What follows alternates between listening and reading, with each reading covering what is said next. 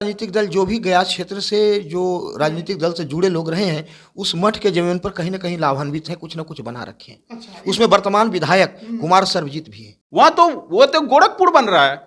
जो हकीकत हम जाति का बात नहीं करना, वो तो गोरखपुर बनाया जा रहा है। वो तो धर्माचार्य की गद्दी ब्राह्मणों से छीनने की बात हो रही है, भूमिहारों से छीनने की बात हो रही है। मठ में जमीन हम डोनेट किए और हम ही वहां से बेदखल है। वक्फ बोर्ड के लिए कानून है, वक्फ बोर्ड की जमीन के लिए बहुत कुछ है, लेकिन ये जो मठ मंदिर का जमीन है, ये क्या लावारिस है? महात्माओं के नाम से जो ज़मीन था, जो रईती ज़मीन था, वो मठ को निहित हो गया, मठ में बचता गया। उसी सब ज़मीनों पर खेल हो रहा है। आधार कार्ड बनाया जाता है गिरी के नाम से और वो ज़मीन फिर बेच दिया जाता है। जितना भी जमीन हम लोग डोनेट किए हैं मैक्सिमम, जैसे मेरे पास एक आंकड़ा है, जो राज धनबाद खरगडिहा रियासत था, जो अभी राज धनबाद स्टेट बाद में बना, भूमिहारों का बड़ा स्टेट गिरिडीह जिले में, उसके द्वारा ये देखिए जमीन का कितना मुआवजा दिया गया है। बहुत सारे किस्म जमीन के हैं, मिल्कियत में मिला है, खरात में मिला है। बेतिया राज की संपत्ति भूमिहार समाज से वो आते थे और मेजोरिटी ऑफ जमीन 80% जो जमीन है वो भूमिहार समाज के कब्जे में नहीं है। नमस्कार, आप लाइव बिहार देख रहे हैं। मैं हूं राजमोहन तिवारी।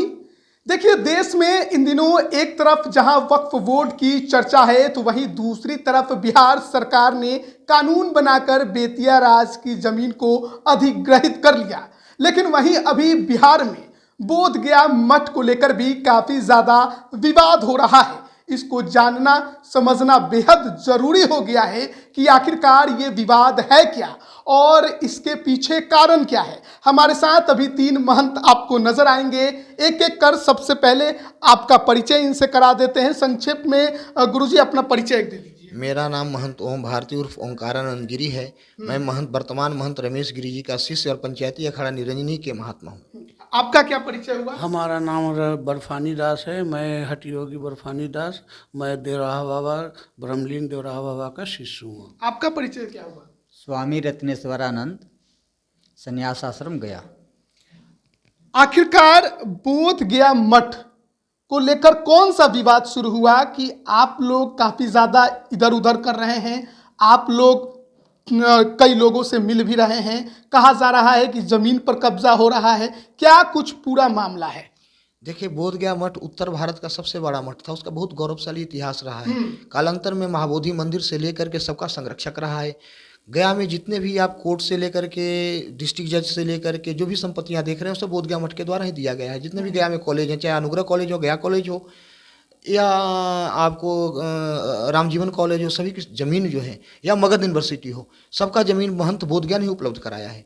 लेकिन वहाँ का जो क्षेत्रीय जो राजनीतिक दल के, चाहे किसी भी राजनीतिक दल के व्यक्ति हों, उन लोगों ने बोधगया मठ की ज़मीनों पर अवैध रूप से कब्जा किया है। कितनी जमीन है बोधगया मठ की? बोधगया मठ के गया जिला में कम से कम अभी वर्तमान में 2500 एकड़ जमीन होगा। 2500 एकड़? हाँ, वर्तमान में सीलिंग से बचने के बाद। कालांत पहले तो 65,000 एकड़ जमीन था जी, लेकिन उसमें सीलिंग लगा।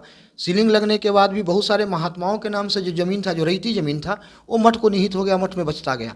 उसी सब जमीनों पर खेल हो रहा है।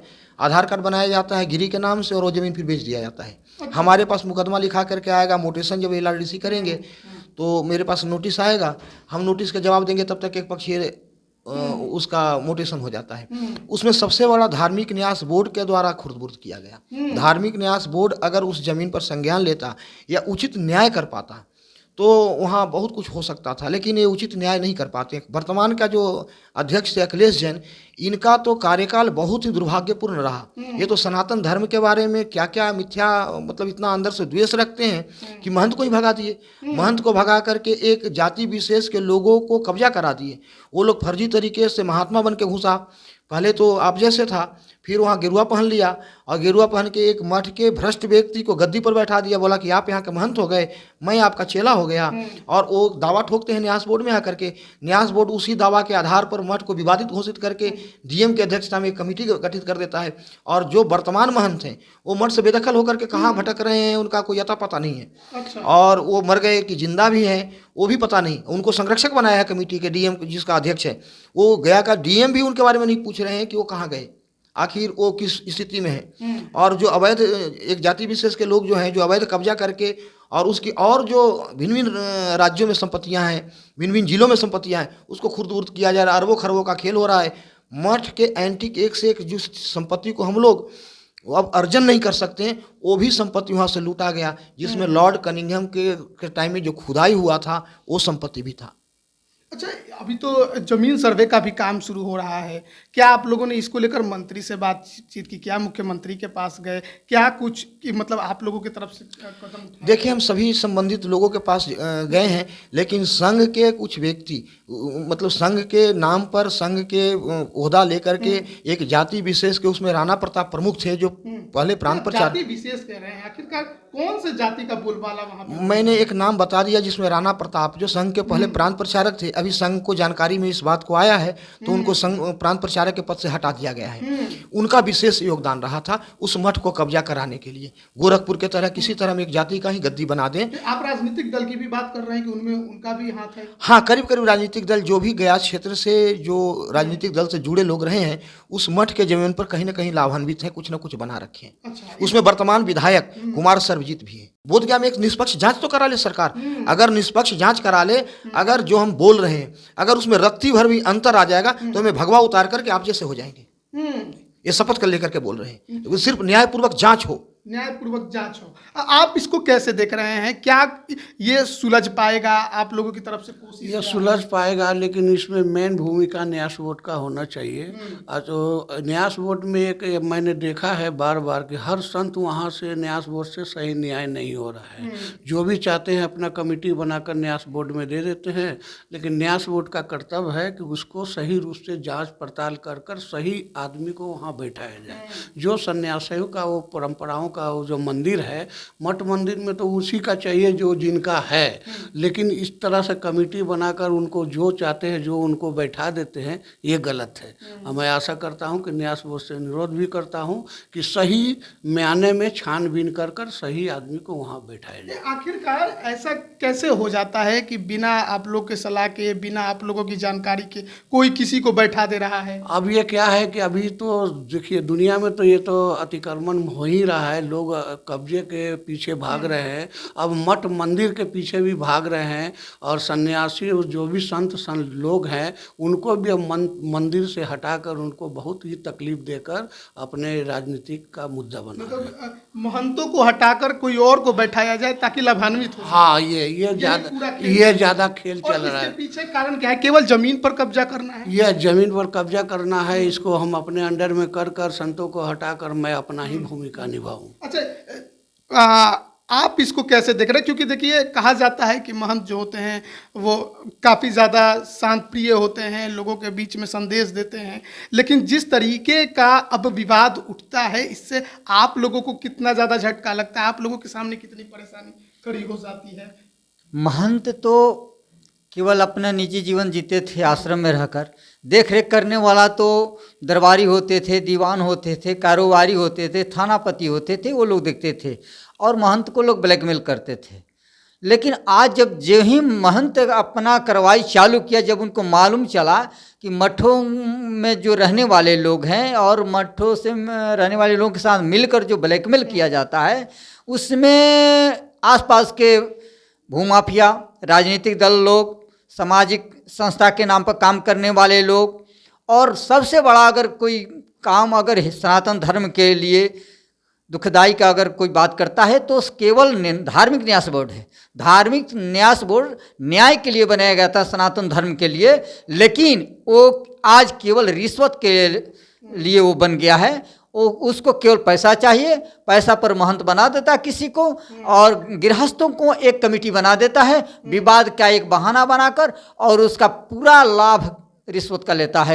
एक केवल धार्मिक न्यास बोर्ड करता है। केवल बोधगया मठ की केवल बात नहीं है, बिहार के सारे मठों की स्थिति ऐसी जर्जर हो गई है। और महंतों की जो दुर्दशा, दिन रात वो महंत साधु पूजा पाठ नहीं करते हैं, वो केवल न्याय के लिए दिन रात कोर्ट में दौड़ते हैं। ये स्थिति बिहार के मठ मंदिरों के साधु संतों की हो गई है।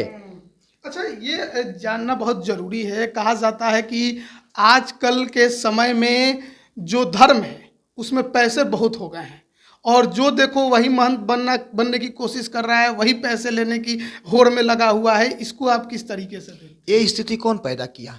नेताओं ने तो पैदा किया। नेताओं ने पैदा किया? बिल्कुल, ये स्थिति नेताओं ने पैदा किया है ना, जो पैसे के होड़ हो रहे हैं। नेताओं ने, बताइए, रावण दो नकली महात्मा बनाया। रावण ने तो 2 ही नकली महात्मा बनाया, जिसका एक का नाम कालनेमी हुआ और एक स्वयं बना। लेकिन आज तो जाने कितने शंकराचार्य नकली पैदा कर दिए। पंचायत के प्रतिनिधि नकली नहीं होता है, 4 पीठ हमारा है, तो चारों पीठों के अलावा कितने शंकराचार्य नकली घूम रहे हैं। तो आखिर साधु कौन है, इसका न्याय कौन करेगा? ये नेता या अखाड़ा करेगा या शंकराचार्य करेंगे? लेकिन उनसे कौन पूछ रहा है? उनसे कोई पूछ ही नहीं रहा है। अपने मन से किसी को कपड़ा पहना देते हैं, मंच पर बैठा देते हैं और उनको महंत बना देते हैं। वो इसलिए बनाते हैं कि वो इनका बातों को रखेंगे, इनकी बातों को, इनकी चाटुकारिता करेंगे।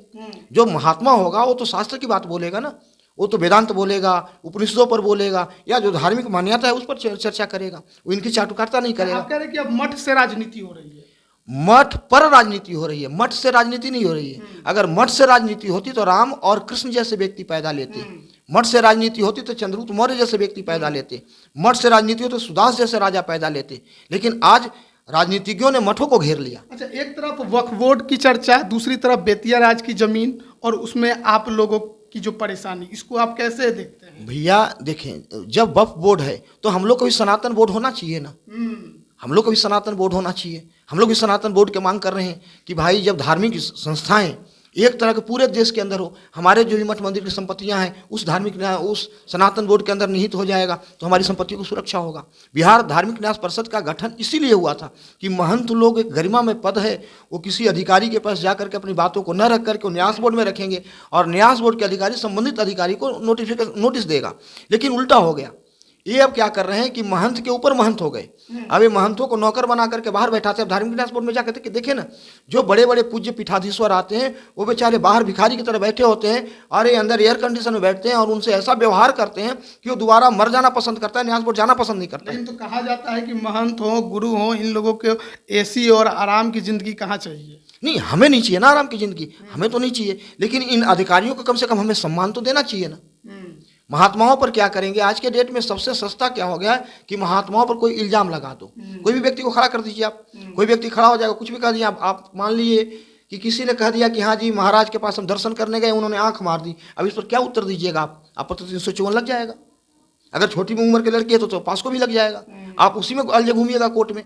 तो इस ढंग से उनको कर देते हैं कि वो बेचारे भाग जाते हैं छोड़ करके, जितना परेशान कर देते हैं।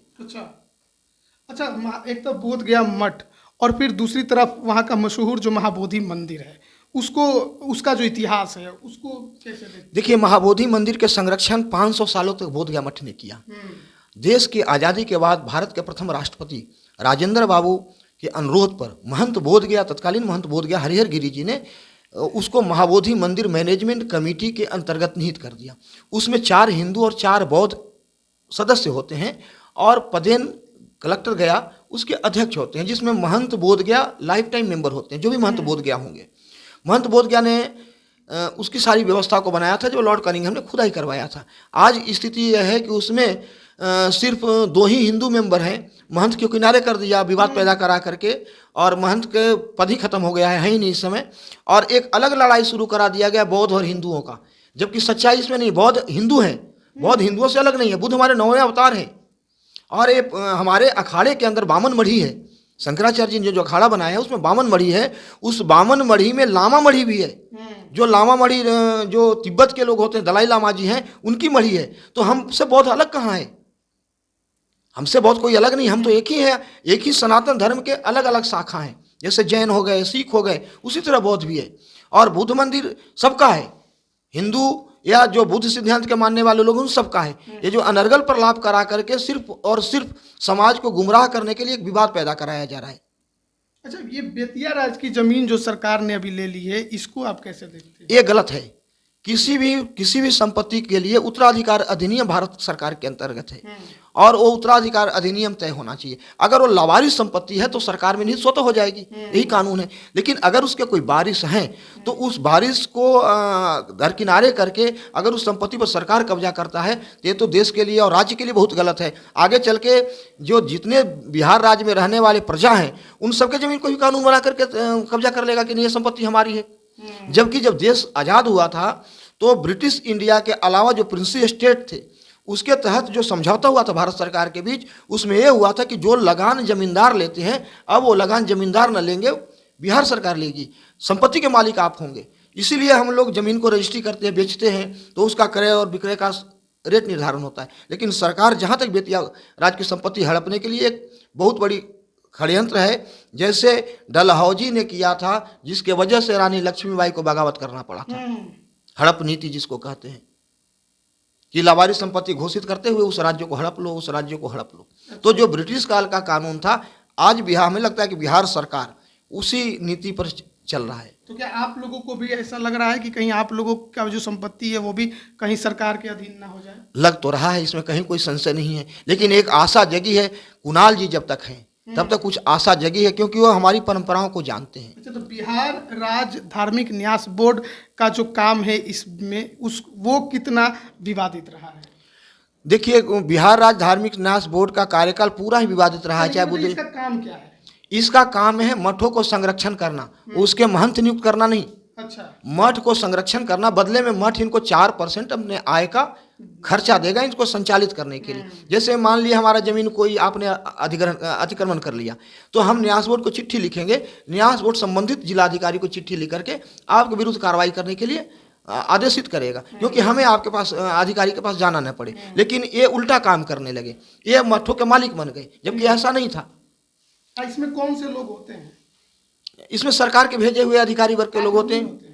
हम लोग को कहाँ बनाया जा रहा है? अगर हम लोग को महात्माओं को बनाया जाए तो बिहार भारत का सर्वोच्च गद्दी बन जाएगा। जितना मठ है बिहार के अंदर, इतना किसी राज्य में मठ नहीं है। तो आप लोग क्या चाहते हैं कि धार्मिक न्यास बोर्ड में भी कुछ संशोधन हो, वहाँ पे बदलाव हो? जी, धार्मिक, हम लोग तो यही चाहते हैं कि धार्मिक न्यास बोर्ड के जो सदस्य हों वो न्यासी ही हो, जो उसमें निबंधित न्यासी हैं। जो मठ है हमारे बिहार में वो भिन्न भिन्न संप्रदाय का है, जिसमें हम लोग 13 अखाड़े के अलावा भी और संप्रदाय है, उन्हीं में से चुने जाए। अध्यक्ष सरकार चाहे जिसको ही बना ले, हमें उस पर आपत्ति नहीं है, क्योंकि अध्यक्ष की जो कुर्सी है वो वैसे व्यक्ति को होना चाहिए जो कानून को जानता हो। अध्यक्ष के तौर पर देखना देखिए, हम तो कुणाल जी को मानते हैं, क्योंकि वो हमारी सारी परंपराओं को जानते हैं, वो इतना अध्ययन किए हैं, मंदिर को भी चला रहे हैं, और बाकी वो अखाड़े में भी महात्माओं के पास जाते हैं, शंकराचार्यों के पास भी जाते हैं, तो उनको हमारी सारी परंपराओं को मालूम है। तो न्यास बोर्ड का अध्यक्ष वैसा व्यक्ति को ही होना चाहिए जो हमारी परंपराओं को जानता हो, तभी तो न्याय होगा।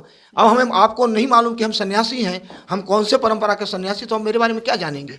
लेकिन कुणाल जी को विधिवत जानकारी है कि देश के अंदर सनातन धर्म के कौन कौन सी परंपरा है, और ये जो महात्मा है वो किस परंपरा के हैं। आपको लगता है कि बिहार में अब सनातन धर्म जो है वो राजनीति के कब्जे में आ चुका है, सरकार भी उस पर अपना हक जताने में लगी हुई है? बिल्कुल जी, बिल्कुल। और बिल्कुल, इसमें कोई दो राय नहीं है।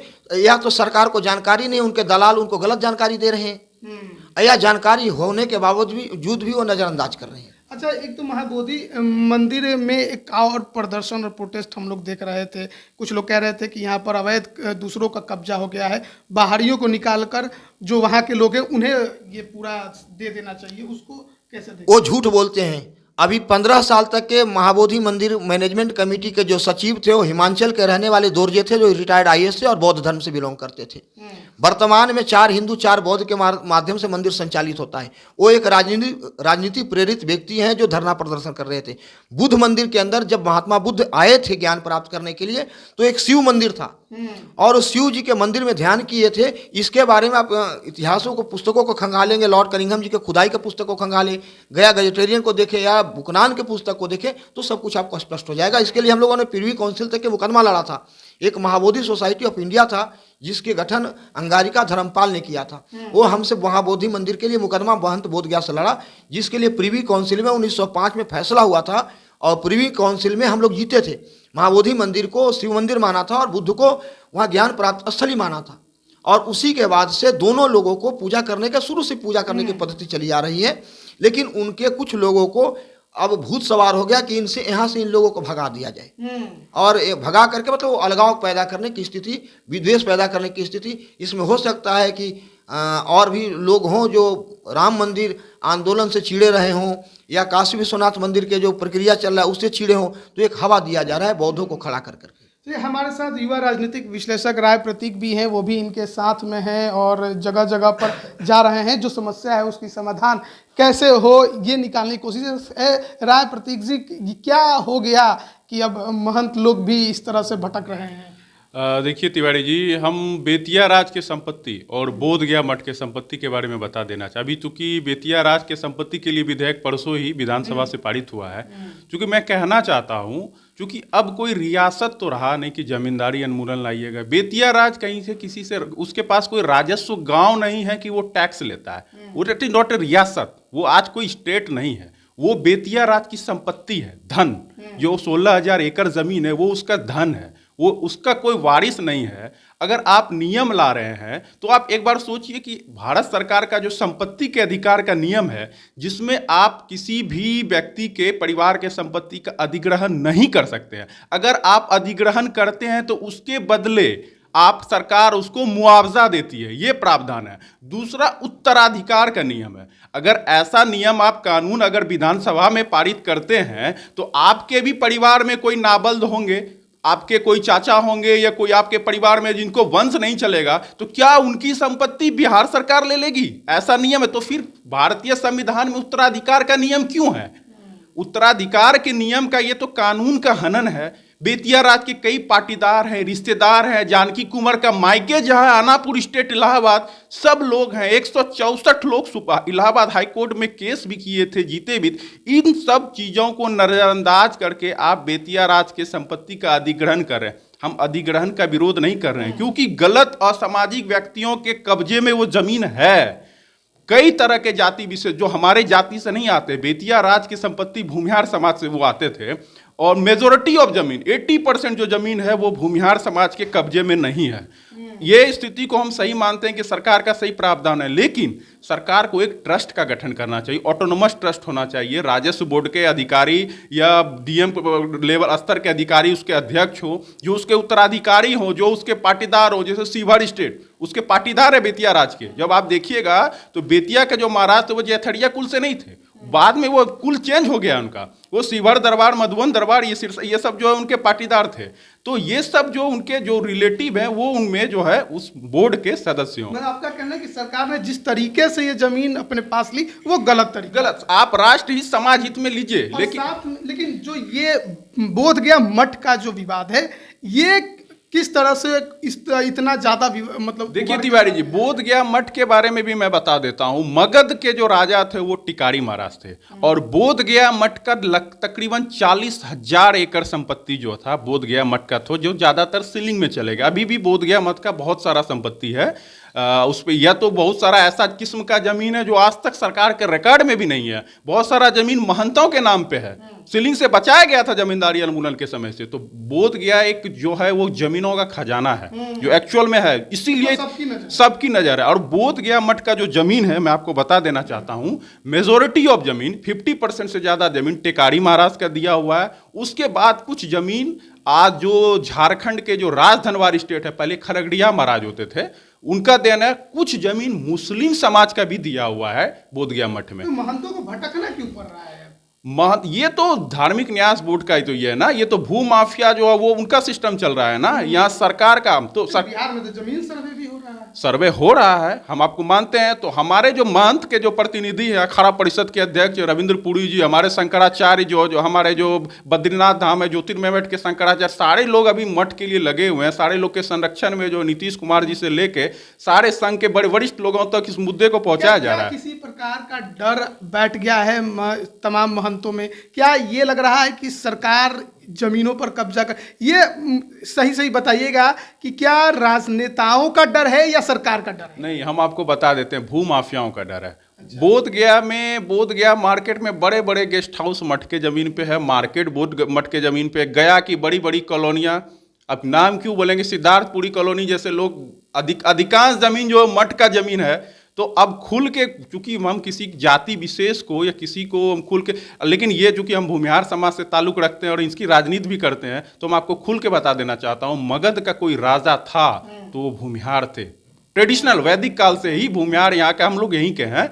तो जितना भी जमीन हम लोग डोनेट किए हैं, मैक्सिमम, जैसे मेरे पास एक आंकड़ा है, जो राजधनबार खरगड़िया रियासत था, जो अभी राजधनबार स्टेट बाद में बना, भूमिहारों का बड़ा स्टेट गिरिडीह जिले में, उसके द्वारा ये देखिए जमीन का कितना मुआवजा दिया गया है। बहुत सारे किस्म जमीन के मिल्कियत में मिला है, खरात में मिला है, जिसमें ये देखिए जोड़ा सीमर मुआवजा है खरगड़िया परगना में, जीवा राय जी मौजा है, ये भी खरगड़िया परगना में। कोयरीडी मोतीली गादी देवड़ी मौजा है, देवड़ी भूमिहार का बड़ा है, वो भी उसी पर खरगड़िया परगना में है। भारतू रायडी है, देवड़ी मौजा है, रहरवार है, बहादुरपुर मौजा, ये सब मिल्कियत में मिला है। जबकि खैरात किस्म के तकरीबन 46 मौजा प्रदत्त हैं, जिसमें जमीन वाका, जमीन सोनबरसा, जमीन आमी, जमीन गोसाईडी, जमीन देव, तकरीबन 46 मौजा सिर्फ खरगड़िया महाराज के द्वारा दिया गया था। टेकारी महाराज के लिए तो 100 से ज्यादा मौजा है। जमीन दान में दे दिया गया, उस पर फिर मठ बना, मठ में संतों का अपना जो काम होता है वो लोग कर रहे हैं। लेकिन जो आप लोग आरोप लगा रहे हैं कब्जे की, भूमि माफियाओं के अंदर में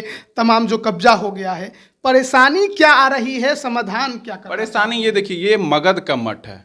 मगध केवल कब्जा परेशानी है या वहां पर कब्जा और असामाजिक तत्व, सिस्टम जो है सही से संचालन नहीं हो रहा है। अभी जो महंत एक जो बैठे हुए हैं वो फर्जी महंत है, महंत त्रिवेणी गिरी नाम है उनका, वो राजस्थान के आते हैं, वो एक जाति विशेष के आते हैं, वो करके जाति विशेष को बढ़ावा दे रहे हैं। और जितने भी साधु वहां पे वो एक ही जाति के हैं। ब्राह्मण और भूमिहार, ब्राह्मण वर्ण का धर्म मठ मंदिर में हक होता था। आज देखिए वहां जाके कितना ब्राह्मण और कितना भूमिहार ब्राह्मण वहां मौजूद है। एक दो भी मिल जाए तो आपके लिए वहां तो वो तो गोरखपुर बन रहा है। जो हकीकत, हम जाति का बात नहीं करना, वो तो गोरखपुर बनाया जा रहा है। वो तो धर्माचार्य की गद्दी ब्राह्मणों से छीनने की बात हो रही है, भूमिहारों से छीनने की बात हो रही है। मठ में जमीन हम डोनेट किए और हम ही वहां से बेदखल है।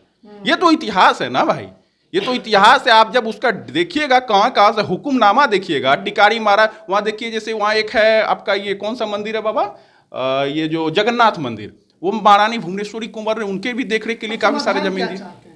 समाधान ये चाहते हैं कि एक बोध गया मठ का एक स्वतंत्र जो है एक धार्मिक न्यास बोर्ड गठित हो, जिसमें संरक्षक हमारे जो है रविंद्र पुरी जो अखाड़ा परिषद के अध्यक्ष वो हों, हमारे शंकराचार्य जो हैं, हमारे बद्रीनाथ धाम के जो शंकराचार्य हैं, मठ के 4 शंकराचार्य होते हैं बत में, वो हमारे संरक्षण में। कुछ गिने चुने अच्छे महंत और अच्छे जो सामाजिक लोग हैं वो उस मठ को संचालन करें, ताकि मठ का जो है इतना सारा जमीन है मठ का, वो एक सुचारू रूप से वहाँ से भू माफियाओं का कब्जा हो सके। बहुत जो सफ़ेद पोश लोग हैं वो जमीन को पट्टा पे लेते हैं, गलत तरीके से उस पर मार्केट बनाते हैं, होटल बनाते हैं, कॉलोनी बसाते हैं। ये चीज़ पे रोक लगे, क्योंकि वक्फ बोर्ड के लिए कानून है, वक्फ बोर्ड की जमीन के लिए बहुत कुछ है, लेकिन ये जो मठ मंदिर का जमीन है ये क्या लावारिस है? आप धार्मिक न्यास बोर्ड का गठन क्यों किए हैं? अब जब धार्मिक न्यास बोर्ड मठ मंदिर के इसके जमीन के देख रेख के लिए ना गठन हुआ है, तो इसका सही से सब कुछ होना चाहिए। आखिरी कमेंट गुरुजी से लेंगे, क्या कहना चाहेंगे सरकार से या जो धार्मिक न्यास बोर्ड जो है उससे, कि किस तरह से समाधान हो सके? देखिए, बोध गया मठ हमारे पंचायती अखाड़े निरंजनी के ब्रह्मनाथी मढ़ी के अंतर्गत आता था। वर्तमान जो शुरू के महंत हमारे घमंडी गिरी जी थे, उसी अखाड़े के उस मढ़ी के महात्मा थे। वर्तमान में हम न्यास बोर्ड से मांग कर रहे हैं कि इन्होंने कहा है कि एक स्वतंत्र न्यास समिति गठित हो वहाँ के लिए, क्योंकि मठ की संपत्तियों का संचालन सही ढंग से नहीं हो पा रहा है, यह आरोप था। तो हमारा इतना ही मांग है कि अखाड़ा परिषद के अध्यक्ष की अध्यक्षता में और अखाड़े के 4 सचिव जो हैं और महंत जी के जो उत्तराधिकारी, वर्तमान महंत जी के जो उत्तराधिकारी हैं, महंत जी हैं, इन सबको मिलाकर के एक न्यास समिति गठित हो जाए और 4-5 लोग बिहार के जो स्वच्छ छवि के लोग हों, जो अच्छे समाज सेवी हों, उनको भी उसमें सदस्य के रूप में रखा जाए और एक न्यास 11 सदस्यीय न्यास समिति गठित हो जाए, वही मठ को संचालित करे। जी, तो देखिए, आज महंत हमारे साथ मौजूद थे और बोध गया मठ को लेकर जो विवाद था उस पर तमाम बात कुछ क्या उत्तराधिकारी बोध गया के हैं, महंत जी के द्वारा लिखित वासियत के हिसाब से। बिल्कुल, तो तमाम बातें इनके तरफ से बताई गई, जो विवाद है उसको लेकर भी, और धार्मिक न्यास जो बोर्ड है वो किस तरीके से काम कर रहा है, इस पर क्या राय रखते हैं कमेंट करके ज़रूर बताइएगा। आप सभी का बहुत बहुत धन्यवाद।